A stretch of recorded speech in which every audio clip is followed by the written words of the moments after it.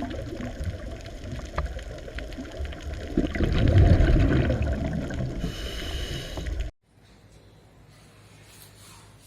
આપણે લાસ્ટ લેક્ચરમાં પ્રતિકારકતાના બે પ્રકારો ભણતા હતા. પ્રતિકારકતાના આપણે બે પ્રકારો પાડ્યા હતા, જન્મજાત પ્રતિકારકતા અને ઉપાર્જિત પ્રતિકારકતા. એમાંથી જન્મજાત પ્રતિકારકતા અને એના 4 અંતરાયોની આપણે વાત કરી ગયા. હવે આજે જોઈએ ઉપાર્જિત પ્રતિકારકતા. ઉપાર્જિત પ્રતિકારકતા એટલે તો કે જન્મ બાદ ઉત્પન્ન થતી રોગ પ્રતિકારકતા. ઉપાર્જિત પ્રતિકારકતા આપણે કોને કહી શકીએ? તો કે જન્મ બાદ ઉત્પન્ન થતી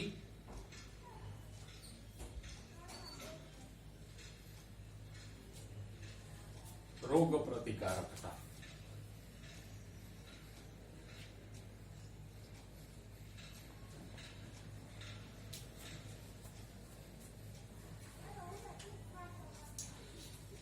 એટલે કે વ્યક્તિમાં જન્મથી જ હાજર ના હોય, એ જન્મ બાદ ઉત્પન્ન થાય. સામાન્યતઃ જેમ જેમ રોગકારકના સંપર્કમાં આપણું શરીર આવે એમ આ પ્રતિકારકતા વિકસતી જાય. બાળકના જન્મ પછી બાળકને જેમ જેમ અલગ અલગ રોગકારકોનો ચેપ લાગતો જાય એમ ક્રમશઃ એનામાં દરેક રોગ પ્રત્યેની આ રોગ પ્રતિકારકતા વિકસે. પણ ટૂંકમાં આપણે એટલું કહી શકીએ કે આ રોગ પ્રતિકારકતા જન્મ પછી ઉત્પન્ન થાય છે, માટે આપણે એને ઉપાર્જિત પ્રતિકારકતા ગણી. ઉપાર્જિત પ્રતિકારકતાનું બીજું લક્ષણ હોય તો એ સ્મૃતિ આધારિત છે.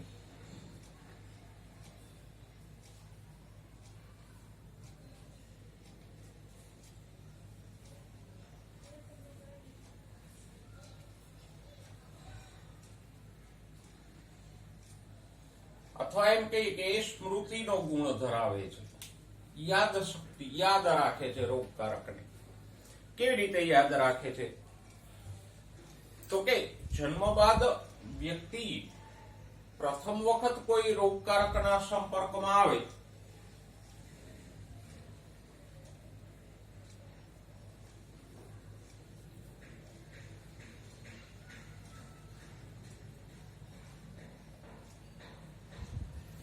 એટલે કે રોગકારક શરીરમાં પ્રવેશે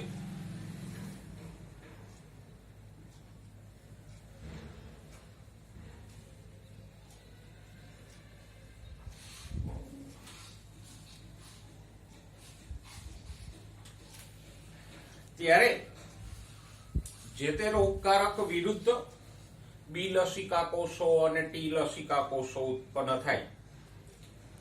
એટલે કે આપણું શરીર પ્રતિચાર આપે.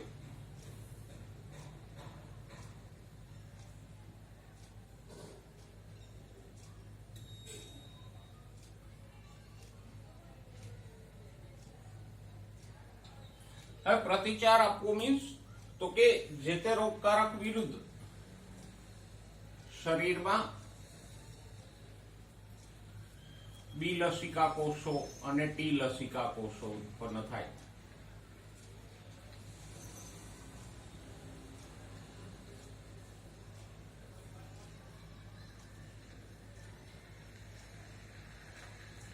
અને પછી આ બી અને ટી કોષો જે તે રોગકારક વિરુદ્ધ એન્ટીબોડી બનાવે.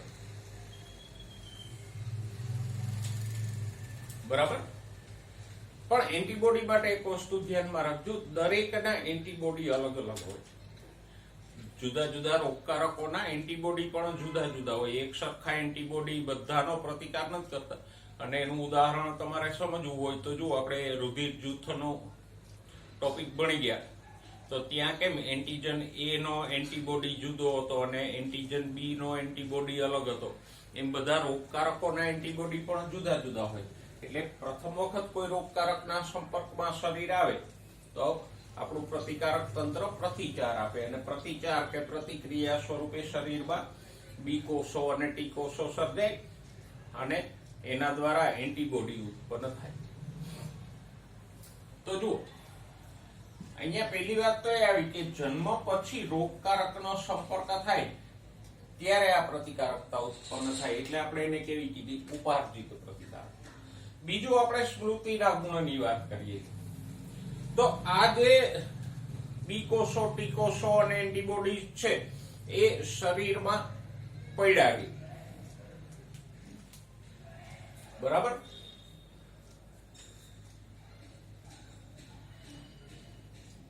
આ જે પહેલી વખતનો પ્રતિકાર છે એને કહેવાય પ્રાથમિક પ્રતિકાર.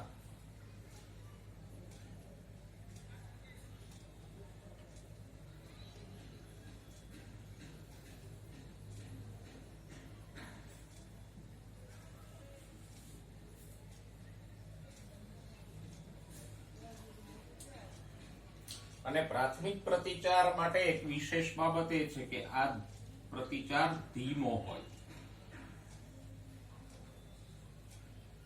પ્રાથમિક પ્રતિચાર કેવો હોય? ધીમો હોય.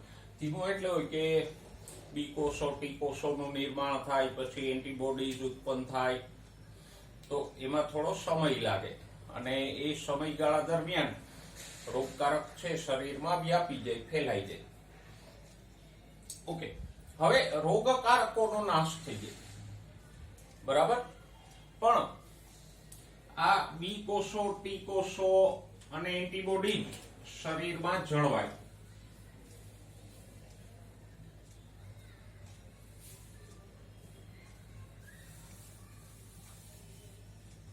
આજે પ્રતિકાર સ્વરૂપે રોગકારક વિરુદ્ધ બી કોષો, ટી કોષો ઉત્પન્ન થયા હોય એ શરીરમાં જળવાઈ.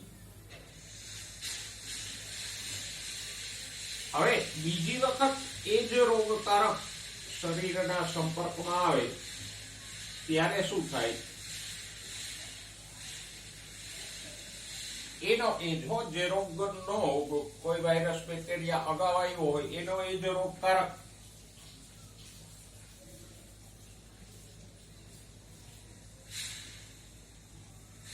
શરીરના સંપર્કમાં આવે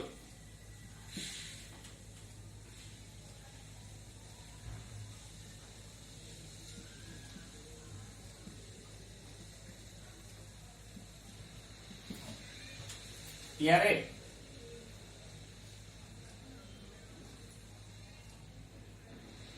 અગાઉના લસિકા કોષો એટલે કે આ બી કોષો, ટી કોષો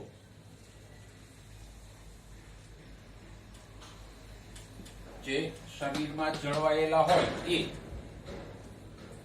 અને એન્ટીબોડી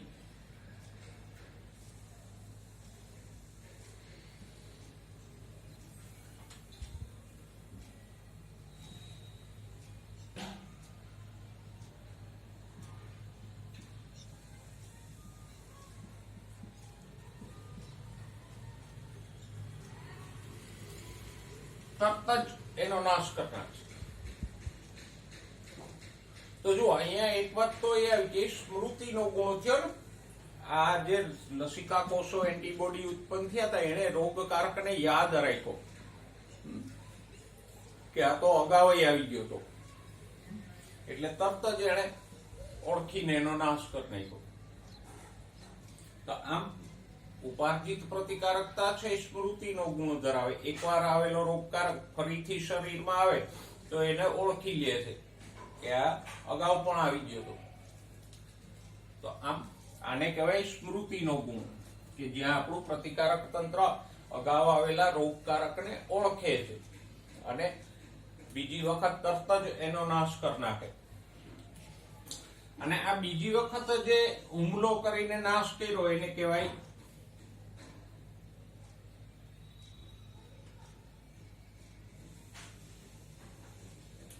દ્વિતીય પ્રતિચાર.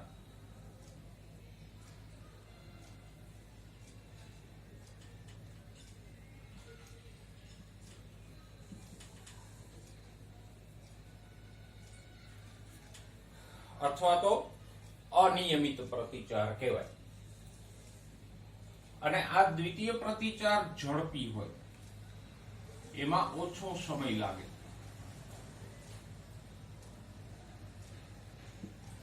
શા માટે? તો કે આ વખતે તો આ બી કોષો, ટી કોષો, એન્ટીબોડીઝ વગેરે તૈયાર જ છે. જેવો એન્ટીજન આવશે એટલે તરત જ એની ઉપર હુમલો કરી દેશે.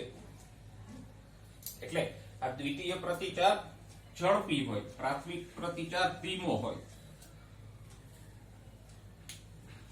તો અહીંયા આપણે ઉપાર્જિત પ્રતિકારકતાની આખી પ્રક્રિયા પણ જોઈ લીધી સાથે સાથે. જો એની પ્રતિક્રિયા કેવી છે, તો કે રોગકારક આવે એટલે એની વિરુદ્ધ પ્રતિચાર ઉત્પન્ન થાય. પ્રતિચાર સ્વરૂપે શું થાય, તો કે બી લસિકા કોષો, ટી લસિકા કોષો સર્જાય, પછી આ બી કોષો ટી કોષો મળીને એન્ટીબોડી સર્જે, અને પછી એન્ટીબોડી રોગકારક ઉપર હુમલો કરે. તો એવી રીતે પ્રતિચાર થાય. અને પાછા આ બી કોષો ટી કોષો એન્ટીબોડીઝ નાશ નથી પામતા, એ શરીરમાં જળવાઈ રહી, અને બીજી વખત એનો એ જ રોગકારક આવે એટલે તરત જ એની ઉપર હુમલો કરીને એનો નાશ કરી નાખે. પહેલી વખત જે એટેક કર્યો એને શું કહેવાય, પ્રાથમિક પ્રતિચાર. બીજી વખત એના એ જ રોગકારક ઉપર હુમલો કરે એને શું કહેવાય, દ્વિતીય પ્રતિચાર. પ્રાથમિક પ્રતિચાર ધીમો હોય, કારણ તો કે પહેલી જ વખત રોગકારક આવ્યો છે એટલે એની વિરુદ્ધ બી કોષો ટી કોષો ઉત્પન્ન થાય, પછી એન્ટીબોડી બને, તો વાર લાગે, સમય લાગે. દ્વિતીય પ્રતિચાર ઝડપી હોય, કારણ કે એમાં અગાઉથી જ બી કોષો ટી કોષો એન્ટીબોડી બનેલા જ છે, એટલે જેવો રોગકારક આવશે ઝડપથી એનો નાશ થઈ જશે. એટલે જો ઘણા બધા રોગો છે એ માણસને શરીરમાં જીવનમાં એક જ વાર થાય. દાખલા તરીકે ઓરી, અછબડા, ઇવન કોવિડના કેસોમાં પણ બહુ અપવાદ રૂપે જેવું જોવા મળે. કોઈ વ્યક્તિને 2 વખત કોરોનાનો ચેપ લાગ્યો હોય. શા માટે, તો કે એક વખત રોગકારક આવી ગયો, એની વિરુદ્ધ એન્ટીબોડીઝ બની ગયા, પછી બીજી વખતે આવશે તો તરત જ એનો નાશ થઈ જશે. પહેલી વાર તો શું થાય કે રોગકારક શરીરમાં પ્રવેશે, પછી એની વિરુદ્ધ આ બી કોષો ટી કોષો ને એન્ટીબોડી ઉત્પન્ન થાય. એ સમયગાળા દરમિયાન રોગકારકની સંખ્યા ઘણી બધી વધી જાય, એનું ગુણન થઈ જાય અને શરીરને નુકસાન પહોંચાડે, રોગ કરે. પણ બીજી વાર એને ફેલાવાનો મોકો જ નથી મળતો, કારણ કે જેવો આવે એટલે તરત જ આ નાશ કરી નાખે એનો. તો આમ અહીંયા આપણે ઉપાર્જિત પ્રતિકારકતાની વાત કરી, એની આ 2 સ્ટેપની પ્રક્રિયાની વાત કરી, સાથે સાથે આમાં આપણે સ્મૃતિના ગુણની પણ વાત કરી કે આ જે કોષો જળવાય છે કે એન્ટીબોડી જળવાય છે એ રોગકારકને ઓળખે છે. બીજી વખત આવે ત્યારે તરત જ આ લસિકા કોષો અને એન્ટીબોડી રોગકારકને ઓળખી લેશે. શરીરમાં અલગ અલગ પ્રકારના લસિકા કોષો અને એન્ટીબોડીઝ હોય તો એ દરેક પોતપોતાના રોગકારકને ઓળખતા જ હોય. જેમ કે ન્યુમોનિયાના એન્ટીબોડીઝ હોય, કોવિડના એન્ટીબોડી હોય, પછી શીતળાના વાયરસના એન્ટીબોડીઝ હોય, તો એ રોગકારકને ઓળખતા જ હોય, અને જે રોગકારક આવે તરત જ એના એન્ટીબોડી છે રોગકારક ઉપર હુમલો કરીને એનો નાશ કરી નાખશે. ઓકે, જુઓ હવે ઉપાર્જિત પ્રતિકારકતાના પ્રકારો જોઈએ. તમારા પુસ્તકમાં 2 પ્રકારોનું વર્ણન છે, પણ પ્રકાર પાડીને નથી આપ્યા. ઉપાર્જિત પ્રતિકારકતાનો પહેલો પ્રકાર છે એન્ટીબોડી મધ્યસ્થી.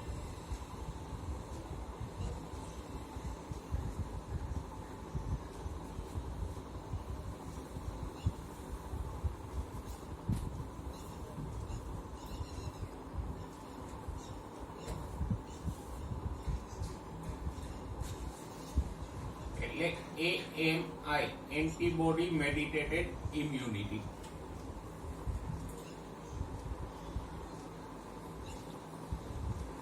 એમાં શું થાય, તો કે શરીરમાં જે બી લસિકા કોષો અને ટી લસિકા કોષો ઉત્પન્ન થયા હોય એ એન્ટીબોડી ઉત્પન્ન કરે. કેવી રીતે કરે, તો કે બી કોષો છે એ એન્ટીબોડી સર્જે. આ બંને પ્રકારના લસિકા કોષો છે એ શ્વેતકણો જ છે, એટલે એ રોગ પ્રતિકારકતામાં ભાગ ભજવશે. શ્વેતકણોના આપણે 5 પ્રકારો ગણી ગયા. 5 પૈકીના એક પ્રકાર હતા લસિકા કણો, અને લસિકા કણોના 2 પેટા પ્રકાર હતા, બી કોષો અને ટી કોષો. એમાંથી બી લસિકા કોષો શું કરે? એન્ટીબોડીનું નિર્માણ કરે.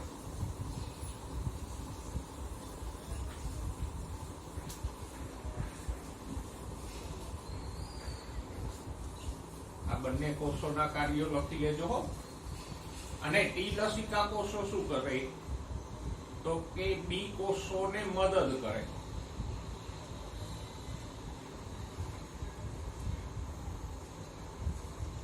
બી લસિકા કોષોને એન્ટીબોડી નિર્માણમાં મદદ કરે.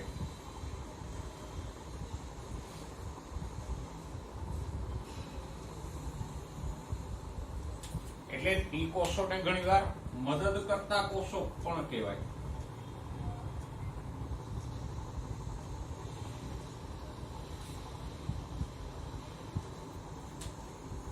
તો આમ આ બી કોષો અને ટી કોષો એન્ટીબોડીઝનું નિર્માણ કરશે અને એન્ટીબોડી દ્વારા જે રોગ પ્રતિકાર થાય એને શું કહેવાય? એન્ટીબોડી મધ્યસ્થી પ્રતિકારકતા.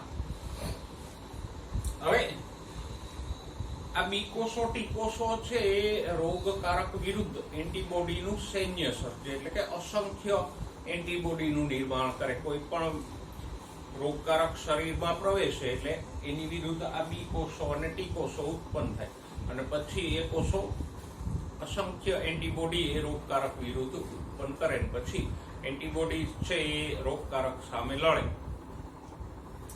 હવે એન્ટીબોડી ની રચના કેવી છે એની વાત કરીએ તો કે એન્ટીબોડી છે એક જાતનું પ્રોટીન જ છે. એક પ્રોટીન જ છે અને એમાં 4 પોલીપેપ્ટાઇડ શૃંખલાઓ આવેલી હોય.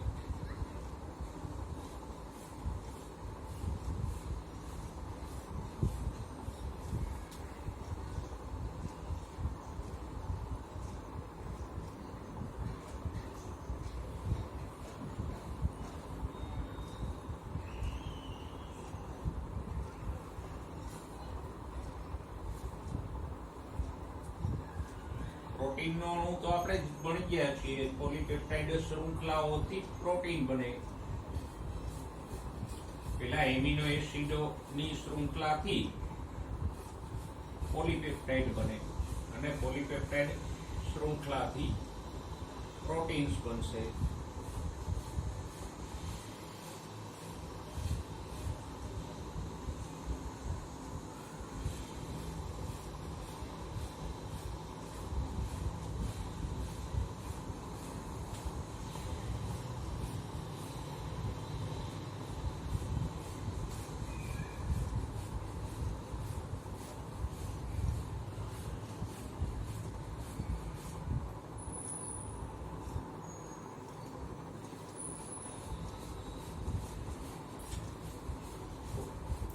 આવી બે મોટી પોલીપેપ્ટાઇડ શૃંખલાઓ હોય.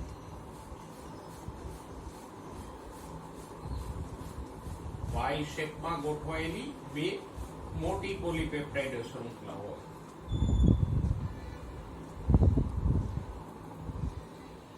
અને બે નાની પોલીપેપ્ટાઇડ શૃંખલાઓ હોય.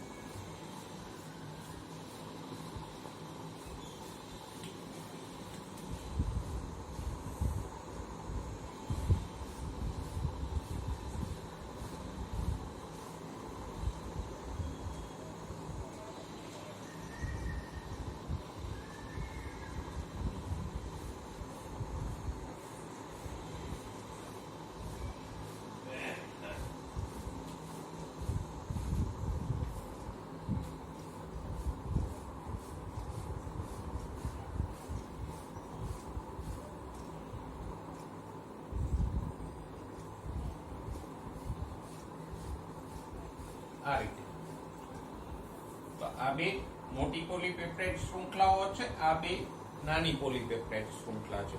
એટલે અહીંયા ટોટલ 4 પોલીપેપ્ટાઇડ શૃંખલાઓ આવેલી છે.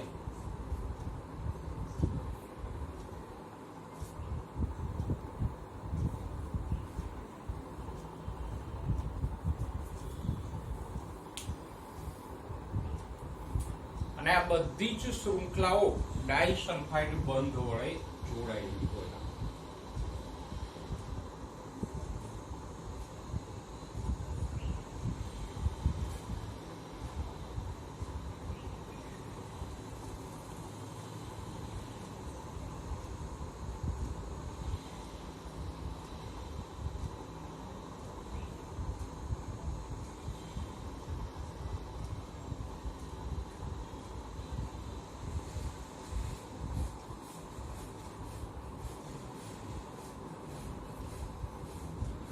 શૃંખલાઓ કયા બંધથી જોડાયેલી હોય?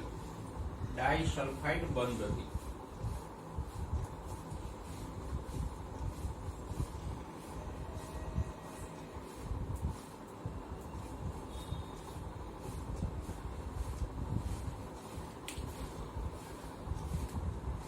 તો હવે આપણે કહી શકીએ કે એન્ટીબોડીની રચના કેવી છે. તો કે બે ભારે પોલીપેપ્ટાઇડ શૃંખલાઓ છે. ભારે એટલે હેવી, એટલે આપણે લખશું H2, અને બે હળવી લાઇટ પોલીપેપ્ટાઇડ શૃંખલાઓ છે L2. ભારે કઈ છે? તો કે આ બંને લાંબી છે એ ભારે છે, અને આ બે શૃંખલાઓ લાઇટ એટલે હળવી છે. તો H2L2 means H four heavy, ભારે. બે ભારે પોલીપેપ્ટાઇડ શૃંખલાઓ છે એટલે H2, અને બે હળવી લાઇટ પોલીપેપ્ટાઇડ શૃંખલાઓ છે એટલે L2. તો એન્ટીબોડીની રચના કેવી છે? H2L2. અને ચારેય શૃંખલાઓ કેવી રીતે જોડાયેલી છે? ડાઈસલ્ફાઇડ બંધ. હવે અહીંયા એક વિશેષતા હોય.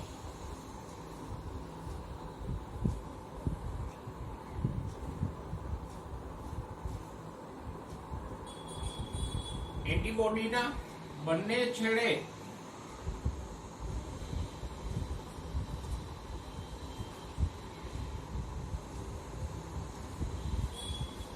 આમ એન્ટીજન બાઇન્ડિંગ સાઇટ એટલે એન્ટીજન જોડાણ સ્થાન આવેલું.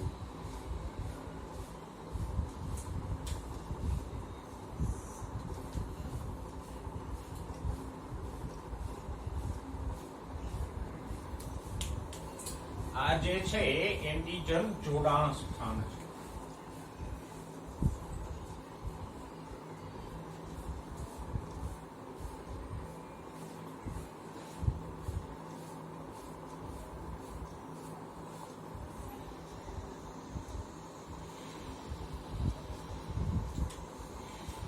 ત્યાંથી એન્ટીબોડી છે એન્ટીજન સાથે જોડાય.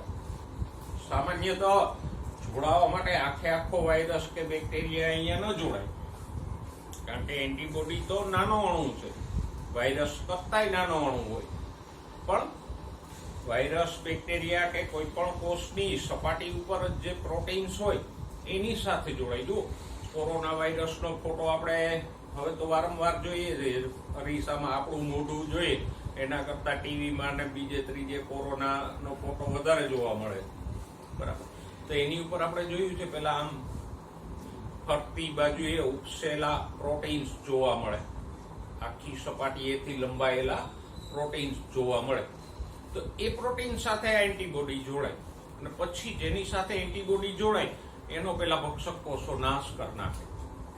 અને રક્તકણમાં, રુધિર જૂથમાં એવું થતું હતું ને, એન્ટીબોડી કોની સાથે જોડાતા હતા?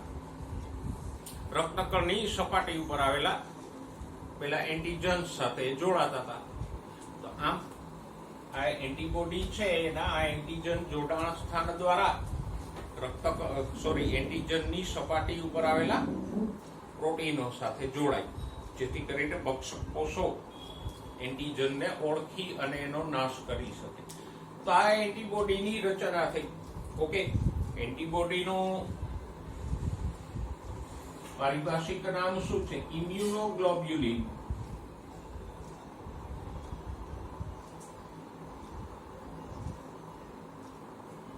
બોલચાલની ભાષામાં એને એન્ટીબોડી કહેવાય, પણ એનું મેડિકલ ટર્મિનોલોજીમાં નામ શું છે? ઇમ્યુનોગ્લોબ્યુલિન. એટલે IG, I for immuno, globulin for G. તો આ એન્ટીબોડીની રચના થઈ. હવે પ્રકારોની વાત કરીએ તો એન્ટીબોડીના પ્રકારો કેટલા છે? તો કે સૌથી પહેલો પ્રકાર છે IgA, પછી બીજો પ્રકાર છે IgE,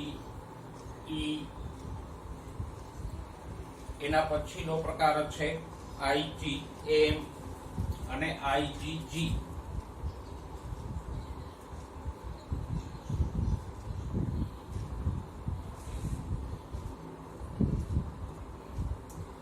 તો એન્ટીબોડીના મુખ્ય પ્રકારો આટલા છે: IgA, IgE, IgG અને IgM.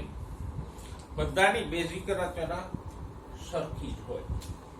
તો આપણે એન્ટીબોડીની રચના અને એના સંબંધે વાત કરી, અને એન્ટીબોડી દ્વારા જે રોગ પ્રતિકાર થાય એને શું કહેવાય? એન્ટીબોડી મધ્યસ્થી પ્રતિકારકતા. એન્ટીબોડી ઉત્પન્ન કોણ કરે? બી લસિકા કોષો, અને ટી લસિકા કોષો એને એન્ટીબોડી ઉત્પન્ન કરવામાં મદદ કરે. એન્ટીબોડી છે જન્મ પછી સામાન્ય રીતે રોગકારક શરીરમાં આવે ત્યારે ઉત્પન્ન થાય, એટલે આપણે એને ઉપાર્જિત પ્રતિકારકતાનો ભાગ ગણીએ. પ્રકાર કોષીય મધ્યસ્થી પ્રતિકારકતા, સેલ મેડિએટેડ ઇમ્યુનિટી. અહીંયા એન્ટીબોડી હુમલો નથી કરતા, પણ અહીંયા લસિકા કોષો પોતે જ હુમલો કરી દે છે, એટલે એને શું કીધું? કોષીય મધ્યસ્થી. અહીંયા રોગ પ્રતિકારકતાનું માધ્યમ કોણ છે? લસિકા કોષો. બરાબર? એટલે કોષીય મધ્યસ્થી, સેલ મેડિએટેડ ઇમ્યુનિટી. એ ક્યારે આવે? તો કે અંગ પ્રત્યારોપણ વખતે. અંગ પ્રત્યારોપણ આપણે જાણીએ છીએ. ઘણીવાર કોઈ વ્યક્તિને મૂત્રપિંડ, હૃદય, યકૃત, આંખ જેવા અંગો આપવામાં આવે તો એને શું કહેવાય? અંગ પ્રત્યારોપણ. પણ હવે કોઈ પણ વ્યક્તિને બીજા વ્યક્તિનું અંગ આપો તો લેનાર માટે એ અંગ છે એ પરજાત જ ગણાય. એ એના શરીરનો હિસ્સો નથી. એ અંગમાં જે કઈ જનીનો છે એ એના નથી.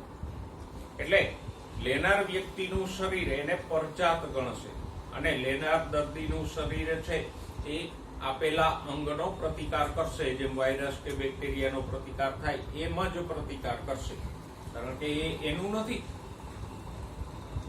અને એની વિરુદ્ધ ટી લસિકા કોષો પ્રતિક્રિયા દર્શાવશે. CMI માં કયા કોષો ઇન્વોલ્વ છે? ટી લસિકા કોષો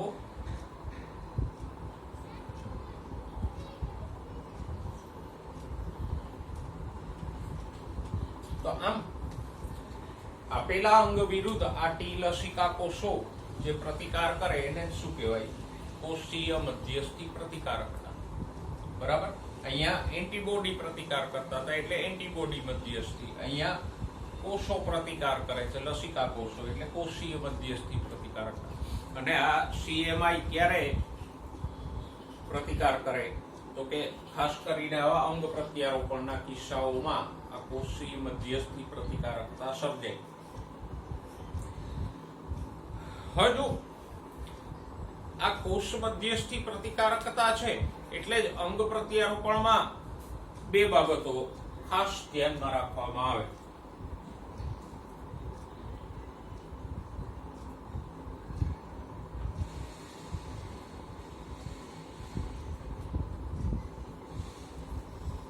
તે અંગ પ્રત્યારોપણમાં દાતા અને ગ્રાહી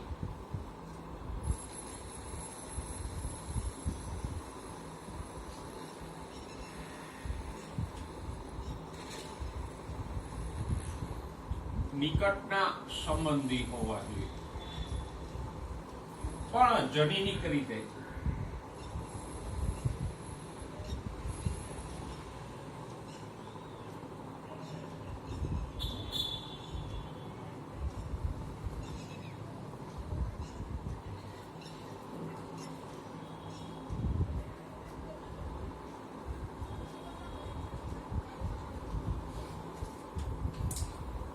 અહીંયા નિકટના સંબંધી એટલે જનીનિક રીતે નજીકના, લોહીના સંબંધે નજીકના હોવા જોઈએ. અંગ પ્રત્યારોપણ માટે પતિ પત્ની નિકટના ન ગણાય, કારણ કે એ બેના જનીનો તો જુદા હોય. એવી જ રીતે કોઈ પણ વ્યક્તિ જે સામાજિક રીતે ભલે નજીક હોય, બરાબર, પણ લોહીના સંબંધો ન હોય તો એ અહીંયા ન ચાલે. ભાઈ બહેન, બે ભાઈ, પિતા પુત્ર, એવી રીતે અંગ પ્રત્યારોપણ કરીએ તો એ વધારે સારું ગણે, કારણ કે લોહીના સંબંધે નજીક હોય એટલે બંનેના જનીનો વચ્ચે સમાનતા હોય, અને દાતા અને ગ્રાહીના જનીનો વચ્ચે જેટલી સામ્યતા હોય એટલો જ પ્રતિકાર ઓછો થાય. એટલે જ અંગ પ્રત્યારોપણમાં દાતા તરીકે એવા વ્યક્તિને પસંદ કરવામાં આવે કે જે આમ લોહીના સંબંધે નજીકના હોય. આ એક વાત. અને બીજું કે આ કારણસર જ આપણે મનુષ્યને કોઈનું અંગ નથી આપી શકતા. જેમ કે બીજા પ્રાણીઓ હોય, ભૂંડ હોય કે વાનર હોય, કે એના અંગો મનુષ્યને આપણે આપી શકતા નથી, કારણ કે એની અને મનુષ્યની વચ્ચે જનીનિક તફાવત ઘણો છે, અને દાતા અને ગ્રાહી વચ્ચે જનીનિક તફાવત વધારે, એ પ્રતિકાર વધારે થાય. તો બીજા કોઈ પ્રાણીનું અંગ આપો તો ગ્રાહીનું શરીર એનો જબરજસ્ત પ્રતિકાર કરશે અને ગ્રાહીનું મૃત્યુ થશે. એટલે એક મનુષ્યનું અંગ જ બીજા મનુષ્યને આપી શકાય. મનુષ્ય સિવાયના કોઈ પણ પ્રાણીનું અંગ આપી શકાતું નથી, અને મનુષ્યમાં પણ ઈચ્છનીય છે કે દાતા અને ગ્રાહી નજીકના હોય, એની વચ્ચે જનીનિક સમાનતા હોય. અને બીજી વસ્તુ અંગ પ્રત્યારોપણમાં એ ધ્યાનમાં રાખવી પડે કે ગ્રાહીએ પ્રતિકારકતા નિગ્રાહક દવાઓ લેવી પડે.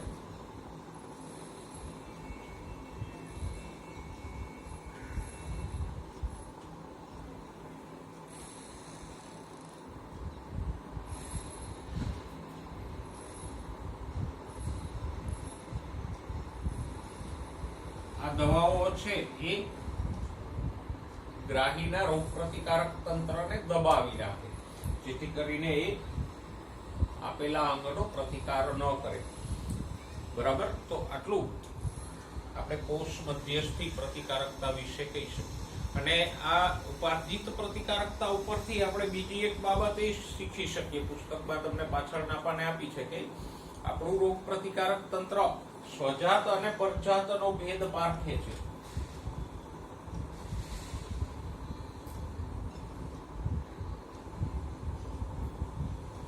સ્વજાત એટલે એવું કે જે આપણા શરીરનો ઘટક હોય, અને પરજાત એટલે જે આપણા શરીરનો ઘટક નથી, જેમ કે વાયરસ, બેક્ટેરિયા, આવું આપેલું અંગ, એ બધા શું છે? પરજાત. અને આપણા શરીરના જે ઘટકો છે એને એ શું છે? સ્વજાત. તો જો આપણું પ્રતિકારક તંત્ર છે એ આ સ્વજાત પરજાતનો ભેદ સામાન્ય રીતે પારખે. એ શરીરના કોષો ઉપર હુમલો નહીં કરે. બીજો કોઈ કોષ આવશે તો એની ઉપર હુમલો કરશે. એક વ્યક્તિને મૂત્રપિંડ આપ્યો છે તો એ પરજાત ગણી અને એની ઉપર હુમલો કરશે, પણ વ્યક્તિના પોતાના જ મૂત્રપિંડ ઉપર ક્યારે હુમલો નહીં કરે.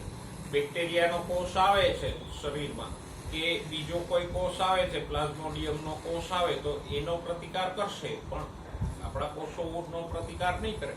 તો આમ આપણું પ્રતિકારક તંત્ર છે એ સ્વજાત અને પરજાતને પારખે, અને એટલે જે પરજાત ઉપર હુમલો કરીને એનો નાશ કરવાનો પ્રયત્ન કરશે, પણ સામાન્ય સંજોગોમાં એ સ્વજાતનો નાશ કરતું નથી. હવે સક્રિય અને નિષ્ક્રિય પ્રતિકાર. જો આજના ટોપિક જે કંઈ ભણ્યા એમાંથી એન્ટીબોડીની રચના આકૃતિ સાથે તમને થિયરીમાં પૂછી શકે, પછી સક્રિય અને નિષ્ક્રિય ઉપાર્જિત પ્રતિકારકતા વિશે તમને પૂછી શકે. બરાબર. સક્રિય અને નિષ્ક્રિય પ્રતિકારકતા એકદમ સિમ્પલ છે. આપણે વાત કરી કે આપણું શરીર જ્યારે રોગકારકના સંપર્કમાં આવે ત્યારે શરીરમાં એન્ટીબોડી ઉત્પન્ન થાય. તો અહીંયા જ આપણે બે પ્રકારો કરી શકીએ. જુઓ, એન્ટીબોડી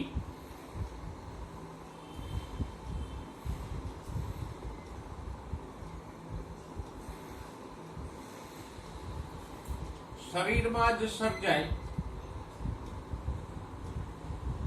તો સક્રિય ઉપાર્જિત પ્રતિકારકતા.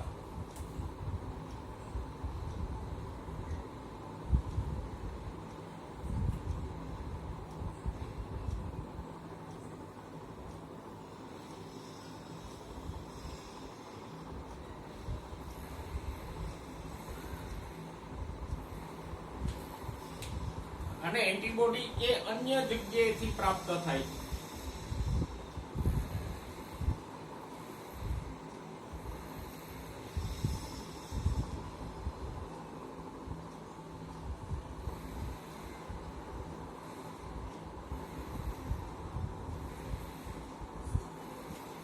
તો નિષ્ક્રિય ઉપાર્જિત પ્રતિકારકતા.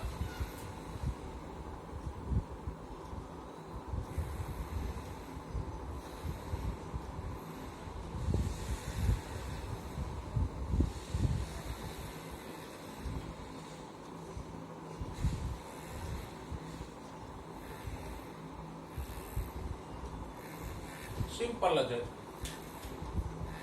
રોગકારક વિરુદ્ધ એન્ટીબોડી શરીરની અંદર જ ઉત્પન્ન થાય કે બને તો સક્રિય ઉપાર્જિત પ્રતિકારકતા, અને બહારથી ક્યાંયથી તૈયાર એન્ટીબોડી શરીરમાં દાખલ કરી દેવામાં આવે તો નિષ્ક્રિય ઉપાર્જિત પ્રતિકારક.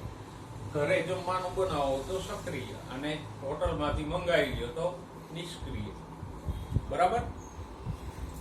હવે આ કેવી રીતે થાય? તો કે સક્રિય ઉપાર્જિત પ્રતિકારકતા એક તો રોગકારકના સંપર્કમાં આવવાથી શરીરમાં એન્ટીબોડી બને, એ આપણે ભણી ગયા.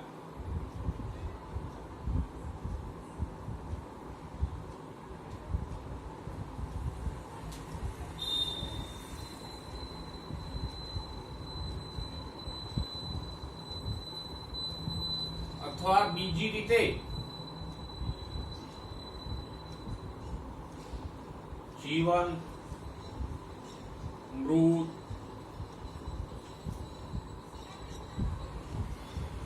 રોગકારક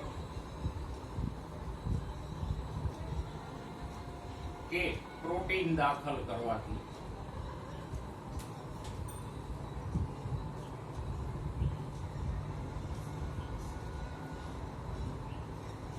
શરીરમાં એન્ટીબોડી સર્જે. એટલે આ જે રોગકારકના સંપર્કમાં આવવાથી છે આકસ્મિક છે, કુદરતી રીતે. જ્યારે આ જે વાત છે પ્રોટીનો કે રોગકારકો દાખલ કરવાની, એ રસીકરણનો હિસ્સો હોય. સામાન્ય રીતે આપણે જે રસી કે વેક્સિન આપીએ તો પરંપરાગત રીતે એની અંદર કાં તો જીવંત પણ નિષ્ક્રિય રોગકારક હોય, અથવા મારી નાખેલા રોગકારક હોય, અથવા તો રોગકારકોની સપાટી ઉપર આવેલા પેલા પ્રોટીનો હોય. તો આમાંનો કોઈ પણ ઘટક શરીરમાં રસી સ્વરૂપે દાખલ કરો એટલે શરીર એની વિરુદ્ધ એન્ટીબોડી બનાવશે, અને પછી એ એન્ટીબોડીનું સૈન્ય સાચો રોગકારક આવશે ત્યારે એની વિરુદ્ધ લડીને એનો તરત જ નાશ કરી નાખશે, એને રોગોથી આપણો બચાવ કરશે. પણ આ બે કિસ્સામાં એન્ટીબોડી શરીરની અંદર જ ઉત્પન્ન થાય છે, એટલે એ સક્રિય ઉપાર્જિત પ્રતિકારકતા છે. અમુક કિસ્સાઓમાં એન્ટીબોડી તૈયાર પણ દાખલ થઈ જાય શરીરમાં. દાખલા તરીકે જુઓ, નવસ્તન્ય દૂધ અથવા તો જેને કહેવાય કોલોસ્ટ્રમ.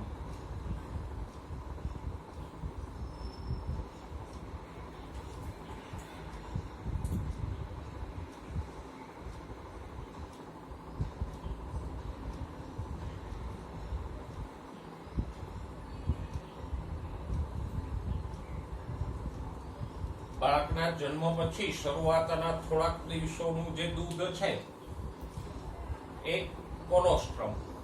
એની અંદર એન્ટીબોડી ભરપૂર માત્રામાં હોય, સાથે સાથે ખનિજો અને વિટામિન્સ પણ હોય. પણ આપણે અહીંયા એન્ટીબોડીઝની વાત કરશું તો આ દૂધમાં એન્ટીબોડી પુષ્કળ પ્રમાણમાં હોય કે જે બાળકને સીધા મળી જાય. તો આ એન્ટીબોડી બહારથી પ્રાપ્ત થયા છે, માતાના દૂધ મારફતે પ્રાપ્ત થયા, એટલે એ નિષ્ક્રિય ઉપાર્જિત પ્રતિકારકતા થઈ. અને એટલે જો શરૂઆતના દિવસોનું દૂધ છે એ વધારે અગત્યનું ગણવામાં આવે. મનુષ્ય માટે તો બરાબર, પણ પ્રાણીઓમાં પણ આપણે જાણીએ છીએ કે પરંપરાગત રીતે કોઈ પણ ઢોર હોય તો એની પ્રસૂતિ પછી 15 કે 16 દિવસ સુધી એ દૂધનો ખાવામાં કે વપરાશમાં ઉપયોગ ન કરવામાં આવતો. એને બદલે એ દૂધ છે સંપૂર્ણપણે જે કોઈ વાછરડું હોય એને પીવડાવી દેવામાં આવતું, કારણ કે આ દૂધની અંદર પુષ્કળ પ્રમાણમાં એન્ટીબોડી ને પોષક તત્વો હોય. તો શરૂઆતના દિવસોમાં જ વાછરડાને આવું દૂધ મળે તો એની રોગ પ્રતિકારકતા સારી રહે, એનો વિકાસ સારો થાય ને ભવિષ્યમાં એમાંથી એક તંદુરસ્ત પ્રાણી વિકસી શકે એ હેતુથી આ શરૂઆતના દિવસોનો ના દૂધનો ઉપયોગ ન કરવામાં આવતો. અને પ્રાણીઓમાં જે સામાન્ય ઢોરમાં જે કોલોસ્ટ્રમ હોય એને આપણે ખીરું કહેતા હોઈએ, શરૂઆતનું જે દૂધ હોય એ. તો આ એક રીતે બહારથી એન્ટીબોડીઝ મળે. બીજા તો કે જરાયુ દ્વારા માતાના શરીરમાંથી બાળકને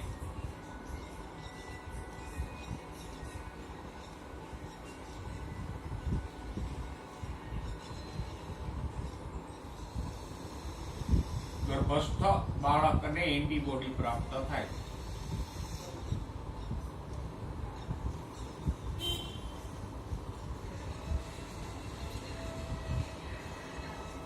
તો એ પણ માતાના શરીરમાંથી આવે છે, માટે એ પણ કેવા શું થયું, નિષ્ક્રિય ઉપાર્જિત પ્રતિકારકતા જ થઈ.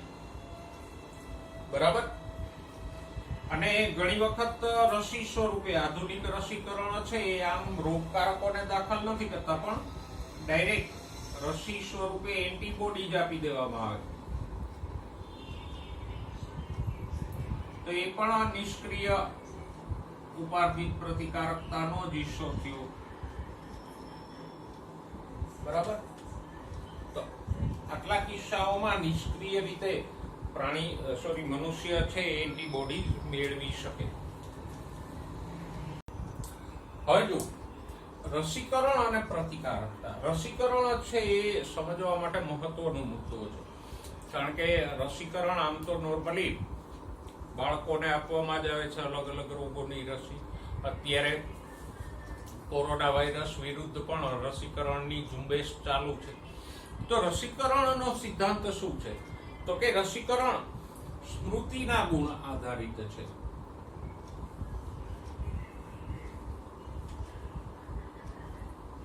રોગ પ્રતિકારકતાનો જે સ્મૃતિનો ગુણ છે એના આધારિત છે કે એક વખત તૈયાર થયેલા એન્ટીબોડી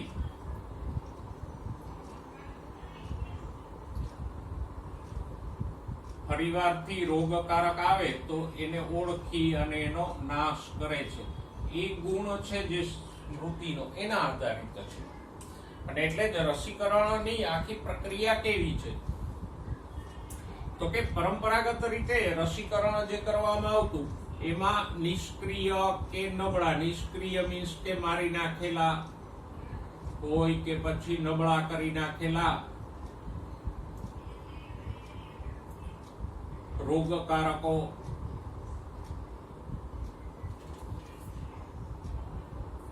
કે કોઈ પ્રોટીન્સ રસી સ્વરૂપે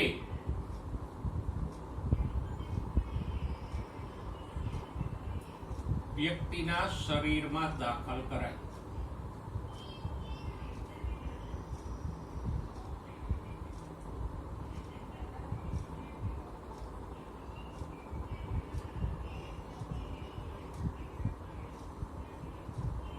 એટલે પરંપરાગત જે રસીઓ આપવામાં આવે તો એમાં શું હોય? તો કે એમાં જે તે રોગના રોગકારકો હોય. કે વાયરસજન્ય રોગ હોય તો એ વાયરસ હોય, બેક્ટેરિયાજન્ય રોગ હોય તો રસીમાં શું હોય? થોડાક બેક્ટેરિયા હોય, પણ એ કેવા હોય? જીવતા ન હોય, નિષ્ક્રિય, નબળા કે મારી નાખેલા હોય. હવે આવા રોગકારકો દાખલ કરવામાં આવે એટલે શું થાય? તો કે એના પ્રતિકાર સ્વરૂપે આપણું શરીર એન્ટીબોડી ઉત્પન્ન કરે. તો આપણા શરીરમાં આ રોગકારકો વિરુદ્ધ એન્ટીબોડી સર્જાય. એટલે ડાયરેક્ટ એન્ટીબોડી નહીં, પણ બી કોષો, ટી કોષો ઉત્પન્ન થાય અને પછી એન્ટીબોડી સર્જાય.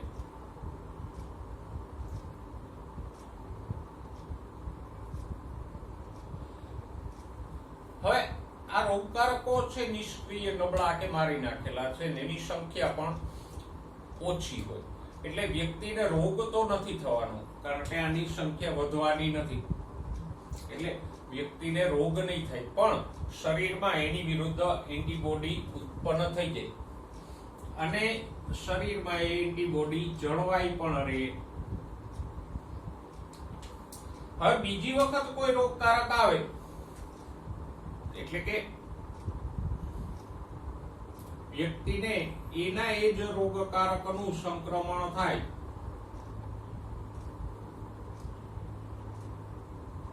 ચેપ લાગે એટલે તરત જ આ એન્ટીબોડી છે એનો નાશ કરી નાખે. જો રસીકરણથી આપણે શું કર્યું, આ જે એન્ટીબોડી સર્જવાની પ્રક્રિયા થઈ એ શું થઈ તો કે આ પ્રાથમિક પ્રતિચાર થયો કે નહીં, કે જે ધીમો હોય.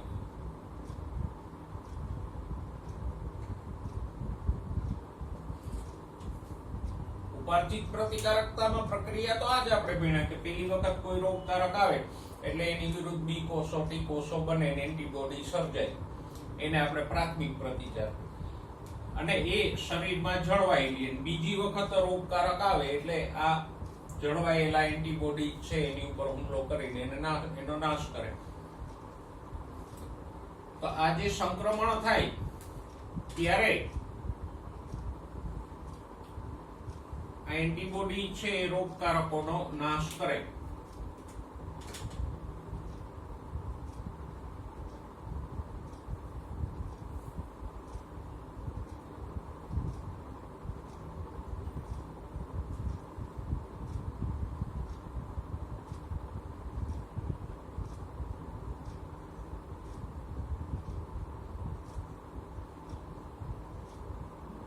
અને આ જે નાશ થયો એને આપણે શું કહીએ, દ્વિતીય પ્રતિચાર કે અનિયમિત પ્રતિચાર.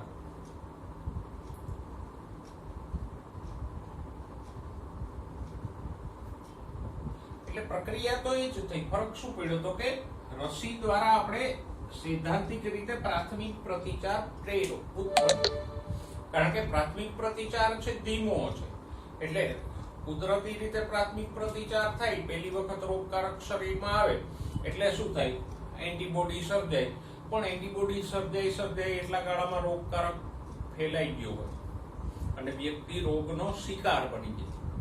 એટલે કરવામાં શું આવે તો કે રસી સ્વરૂપે આ રોગકારકો આપી અગાઉથી ઓલરેડી એન્ટીબોડી ઉત્પન્ન કરી લેવાય, એટલે કે પ્રાથમિક પ્રતિચાર પ્રેરી દેવાય, જેથી કરીને બીજી વાર જ્યારે સાચે સાચો રોગકારક આવે ત્યારે આ એન્ટીબોડી તરત જ એનો નાશ કરી નાખે. તો આમ સૈદ્ધાંતિક રીતે રસીકરણ દ્વારા આપણે વ્યક્તિના શરીરમાં પ્રાથમિક પ્રતિચાર પ્રેરીએ અને એન્ટીબોડી ઉત્પન્ન કરી દઈએ, જેથી કરીને આગળ લાઈફ ટાઈમ એને રોગકારકોનો ચેપ તો લાગી શકે પણ એની સંખ્યા વધીને રોગ થવાની સંભાવના ન રહે. તો આ રસીકરણનો સિદ્ધાંત છે. રસીકરણ આવી રીતે કામ કરે. સૈદ્ધાંતિક રીતે રસીકરણમાં આ જ રોગકારકોનો કે એના પ્રોટીનનો ઉપયોગ કરવામાં ઘણી વખત, દાખલા તરીકે ધનુરમાં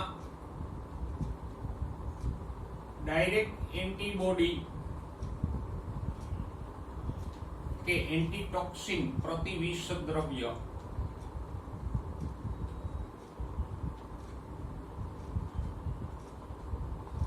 જે ઝેરી અણુઓને નિષ્ક્રિય કરી નાખે એવું એન્ટીટોક્સિન આપવામાં આવે. પછી તો કે સર્પદંશમાં પણ એન્ટીવેનમ જે આપવામાં આવે, કોઈ વ્યક્તિને સાપ કરડ્યો હોય તો એના ઝેર વિરુદ્ધ જે એન્ટીવેનમ કે પ્રતિવિષ અપાય એ પણ એન્ટીબોડી જ છે.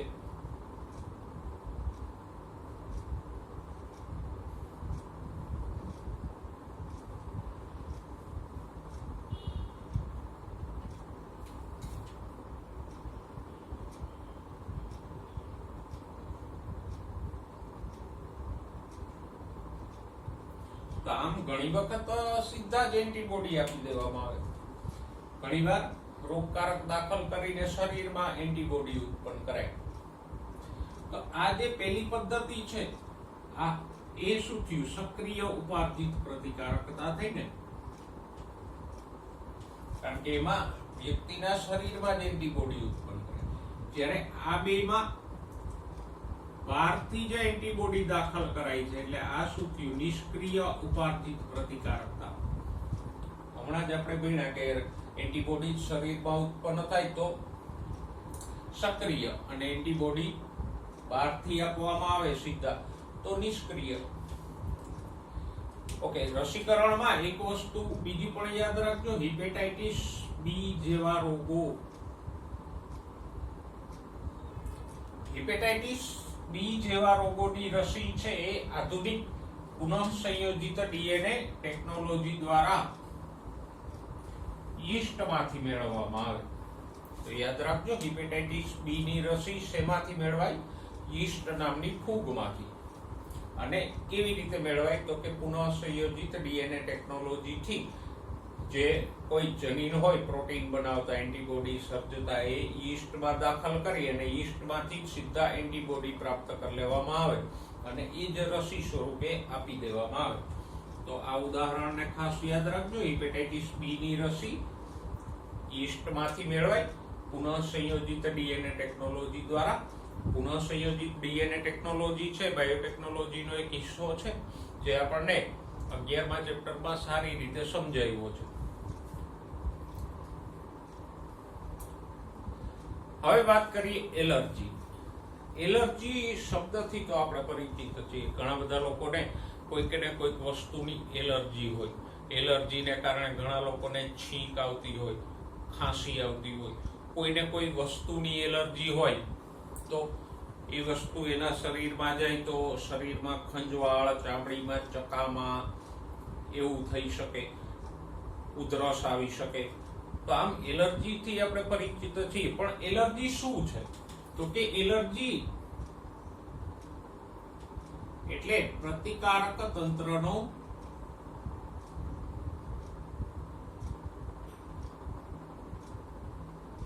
વધુ પડતો પ્રતિકાર છે.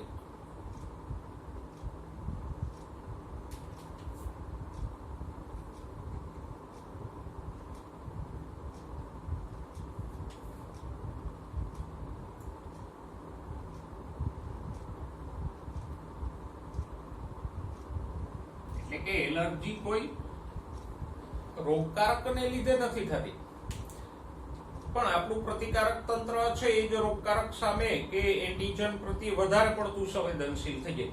દાખલા તરીકે જુઓ, છીંકના ઉદાહરણથી આપણે એલર્જી ભણીએ તો કેવું થાય? સામાન્ય વ્યક્તિના શરીરમાં એટલે કે નાકમાં અમુક માત્રામાં રજકણો કે કોઈ પણ પદાર્થ જાય તો છીંક આવે. પણ એકદમ ઓછી માત્રામાં રજકણો કે કંઈ પણ જાય, ધુમાડો વગેરે જાય તો આપણને છીંક નથી આવતી. જુઓ, ધુમાડો થોડોક આપણા નાકમાં જાય તો આપણું શરીર છીંક નથી પ્રેરતું, પણ વધારે જશે તો જ આવશે. જ્યારે એલર્જી વાળી વ્યક્તિમાં શું થાય? એનું આ પ્રતિકારક તંત્ર જે વધારે પડતું રિએક્શન આપી દે એટલે એનામાં ઓછી માત્રામાં ધૂળ, ધુમાડો વગેરે જશે તો એને છીંક આવશે. અને પ્રશ્ન એ થાય કે એટલી ઓછી માત્રામાં તો ધૂળ, રજકણો, ધુમાડો વગેરે શ્વાસમાં જતા જ હોય એટલે એ વ્યક્તિને વારંવાર છીંકો આવે, એને આપણે એલર્જી કહીએ. બરાબર? તો આમ અહીંયા પ્રતિકારક તંત્ર વધારે પડતું સંવેદનશીલ થઈ ગયું. જરા કંઈક અંદર જાય એટલે તરત જ પ્રતિક્રિયા કરે. પછી જુઓ, ઘણા બધા લોકોને દવાની એલર્જી હોય, કોઈને કોઈ દવાની. તો દવા છે એ પણ એક પ્રકારનું એન્ટીજન જ છે. દાખલા તરીકે આપણે પેરાસિટામોલ લઈએ તો એક પ્રકારનું એન્ટીજન જ ગણાય આપણા શરીર માટે. પણ અમુક માત્રામાં આપણે એને લઈએ છીએ તો આપણું શરીર એનો પ્રતિકાર નથી કરતું. પણ જે વ્યક્તિને એલર્જી હોય એના શરીરમાં થોડી કઈ માત્રામાં એ દવા જશે એટલે તરત જ એનું શરીર પ્રતિકાર કરશે. એને આપણે શું કહીએ? એલર્જી. એટલે એલર્જી એટલે કોઈ પણ એન્ટીજન પ્રત્યેની વધારે પડતી સંવેદનશીલતા, કે થોડી કઈ માત્રા આવે તો તરત જ પ્રતિક્રિયા થાય. સામાન્ય એલર્જી પ્રેરતા ઘટકો એટલે એલર્જન્સ. એલર્જન્સ એટલે એલર્જી પ્રેરતા પદાર્થો કયા છે? જો એક તો ધૂળ, ધુમાડો, પછી રજકણો, વનસ્પતિની પરાગરજ, પછી પ્રાણીઓનો ખોળો એટલે કે પ્રાણીઓની ચામડીમાંથી ખરતા અંશો, જેમ આપણી ચામડીમાંથી થોડા થોડા હિસ્સાઓ ઉખડતા રહીએ એમ પ્રાણીઓની ચામડીમાંથી આ જે અંશો ઉખડે, ખાસ કરીને કેટલ ફાર્મ હોય ત્યાં, તો એ પણ ઘણામાં એલર્જી પ્રેરે. પછી કોઈને કોઈ રસાયણો પ્રત્યે પણ કોઈ વ્યક્તિને એલર્જી હોઈ શકે. પણ આ સામાન્ય ધૂળ, ધુમાડો, પરાગરજ, પ્રાણીઓનો ખોળો, વાળ, પ્રાણીઓના પીછાઓના રેસાઓ, એ બધું વ્યક્તિમાં એલર્જી પ્રેરી શકે. હવે આવી એલર્જી પ્રેરાય શા માટે? તો કે હિસ્ટેમાઇન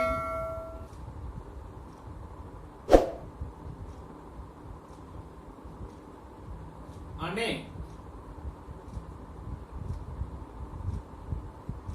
સેરેટોનિન દ્રવ્યોનો વધુ સ્ત્રાવ થાય તો પ્રતિચાર વધે ને આપણે એને એલર્જી કહીએ.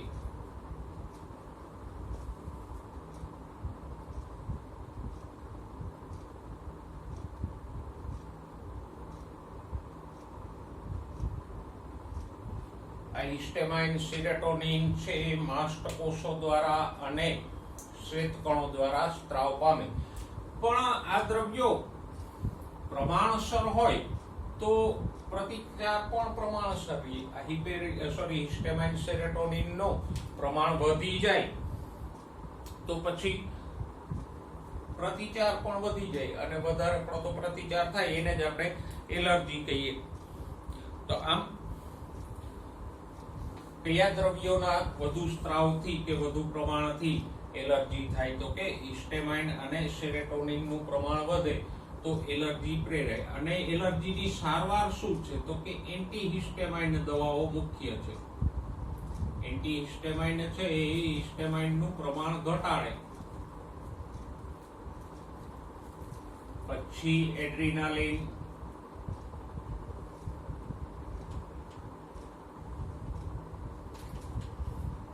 અને સ્ટીરોઇડ.